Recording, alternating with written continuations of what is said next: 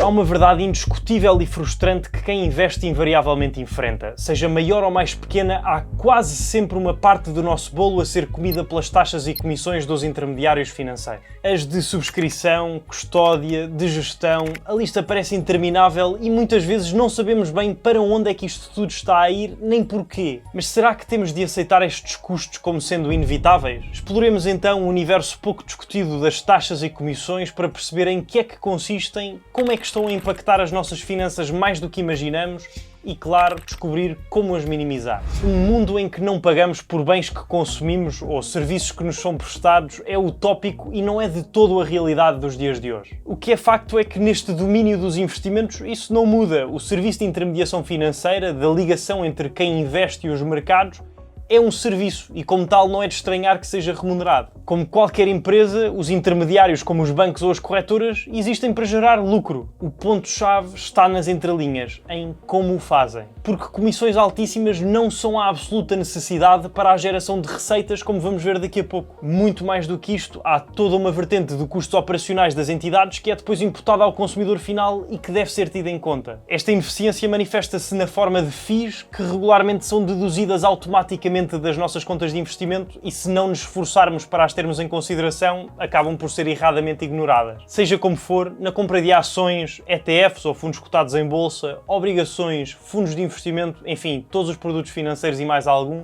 é provável que exista uma taxa ou comissão associada. A chave, no entanto, é entender exatamente o que estamos a pagar e fazer tudo ao nosso alcance para minimizar essa despesa, por forma a maximizarmos o nosso potencial de retorno. Pagar o mínimo possível tem um impacto direto nos nossos investimentos, que parece óbvio, mas muitas vezes na lista de prioridades que criamos na nossa cabeça quando estamos a investir, as preocupações e decisões são tantas que acabamos por atribuir um peso muito inferior ao devido a esta temática. Segundo um estudo da Autoridade Regulatória da Indústria Financeira Norte-Americana, ou FINRA, 21% dos investidores pensam que não pagam qualquer tipo de comissão pelos seus investimentos e 17% sabem que as pagam, mas não fazem ideia de quanto. Muitas vezes lá está porque investir requer atenção para muitos outros aspectos. Mas para percebermos o quão relevante isto é, se por exemplo tivermos investido num produto que nos retornou 8% com comissões das mais variadas géneses na ordem dos 2%, a sua rentabilidade diminuiu 25%. Também a Comissão de Valores Mobiliários dos Estados Unidos, a SEC, diz que um investimento inicial de $100.000 pode ser reduzido em $10.000 ao longo de 20 anos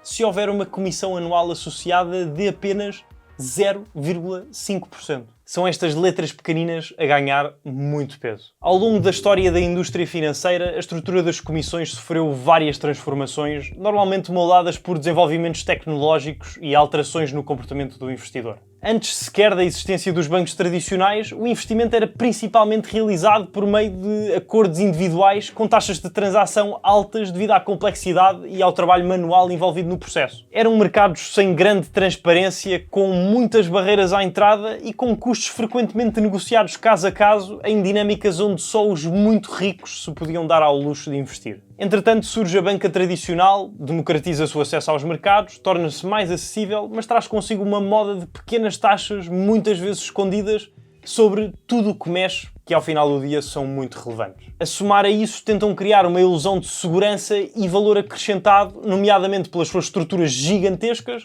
e pelos serviços de aconselhamento financeiro frequentemente prestados por pessoas com tanto conhecimento do que comercializam como eu de couves e batatas. Surgem então as corretoras online, ou self-service, no final dos anos 90, entrada do século XXI, com uma oferta ainda mais apetecível e especialmente transparente para o consumidor. Atualmente podemos dizer que existe uma grande panóplia de players que operam neste segmento de intermediação financeira de self-service, como a XTB, o patrocinador deste vídeo, onde podem criar conta através do primeiro link na descrição, que conseguem disponibilizar a negociação de ações e ETFs sem comissões de transação até aos 100.000 euros. Isto deve-se principalmente ao facto de terem minimizado os seus custos operacionais e de terem apostado numa diversificação das suas fontes de receita. Lá está, mais uma vez, ninguém dá nada a ninguém. Há essencialmente 4 estratégias que possibilitaram o fim de uma grande parte das comissões, e isto merece um vídeo inteiramente dedicado que hei de fazer no futuro, mas, para este efeito, produtos alavancados, PIFOF, juros sobre capital não aplicado e pequenas taxas em grande escala. O que estas novas condições, obviamente apetecíveis face a ofertas passadas, nos demonstram é que, à medida que a tecnologia avança e o mercado se torna mais competitivo, os custos para nós tendem a diminuir. Embora ainda existam em determinados tipos de transações e serviços de intermediação financeira, é bom saber que nunca foi tão barato investir como agora. Só que claro que ainda há uma data de produtos, em particular os comercializados pela banca, que têm uma tabela de encargos bem pesadota. Falo de alguns fundos de investimento imobiliário, planos de poupança-reforma, fundos de ações, fundos de obrigações. Aliás, estamos aqui a falar de taxas e comissões como se fossem algo necessariamente pouco positivo, mas alguns investimentos até as poderiam justificar. Existindo uma entidade comercializadora ou gestora de um determinado produto financeiro com custos muito elevados, mas que por consequência conseguisse diminuir o risco de uma aplicação e aumentar o nosso potencial de retorno, estaria tudo ok. Qual é que é o problema? É que isto não existe.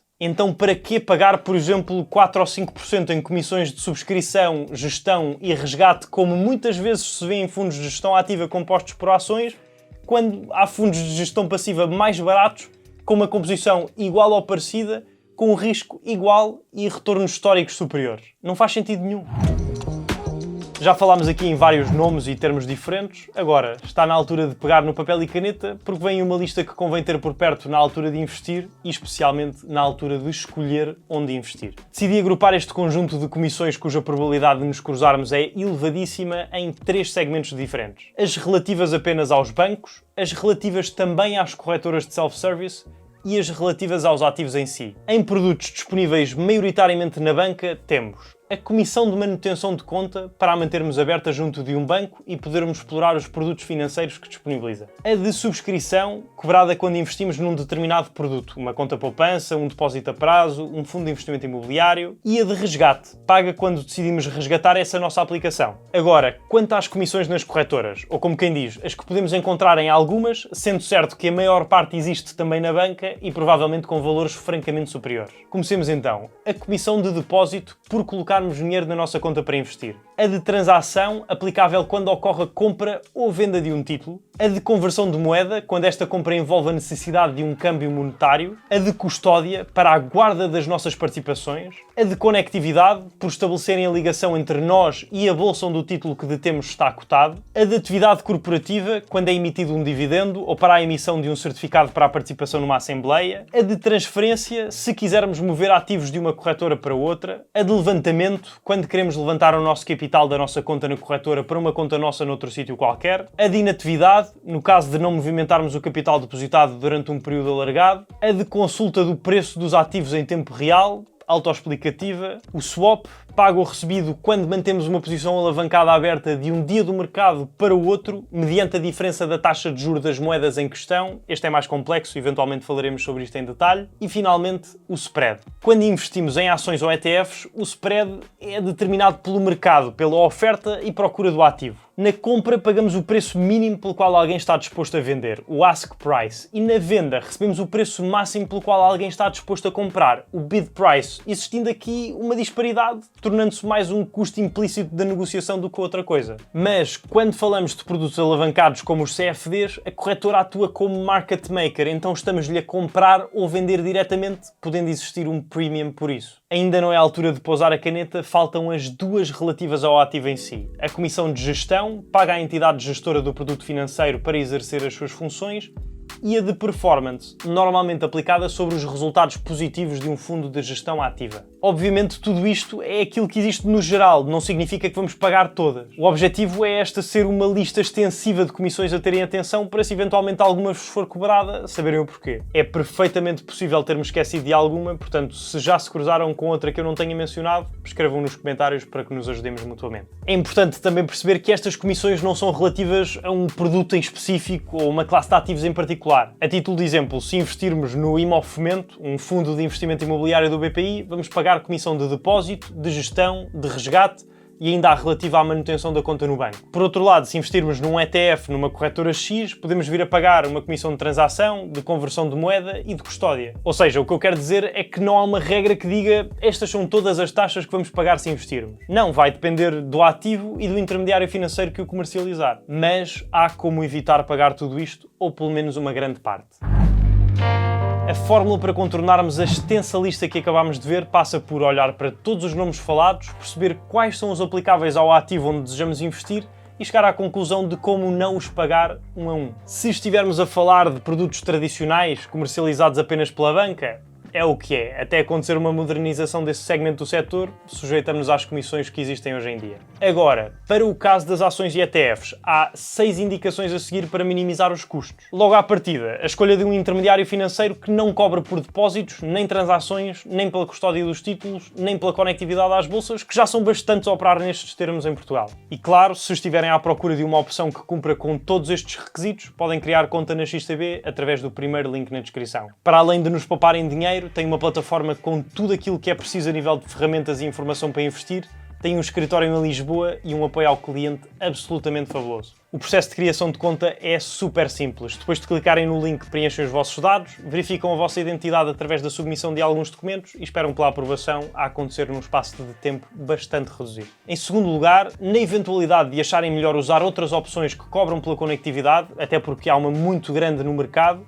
a dica é tentar comprar produtos cotados em apenas uma bolsa. Ou seja, se já temos participações em empresas cotadas na Bolsa de Londres, na dúvida entre escolher um ETF que replique o mesmo índice, faz sentido optar pelo cotado no mesmo sítio em vez de, por exemplo, em Nova Iorque. Depois, queremos evitar também o pagamento das taxas de conversão, portanto, poderá ser algo a considerar a compra apenas na moeda original da nossa conta. O problema em seguir estes 3 pontos religiosamente é eventualmente a diversificação do nosso portfólio poder ser afetada. Ficamos tão concentrados em não pagar taxas que deixamos essa questão de lado e não convém ser esse o resultado deste exercício. Quanto aos próprios ativos, como vimos, também têm as suas particularidades, havendo por onde explorar para pouparem encargos. Assim sendo, em quarto lugar vem a compra daqueles que têm um elevado grau de liquidez por forma a evitar spreads muito elevados. Quanto mais líquido for o ativo, mais fácil for de comprar e vender, mais transações existirem, maior a proximidade entre o bid price e o ask price. A seguir, querendo evadir por completo a uma comissão de gestão, não optamos por fundos de qualquer género, olhamos apenas para ações individuais. Querendo ter fundos na nossa posse, os de gestão ativa vão sair sempre mais caros do que os de gestão passiva, nomeadamente os ETFs que repliquem a constituição de índices do mercado. E em sexto e último lugar, por forma a evitar comissões de ação corporativa, de pagamento de dividendos e mesmo impostos sobre estas remunerações extraordinárias,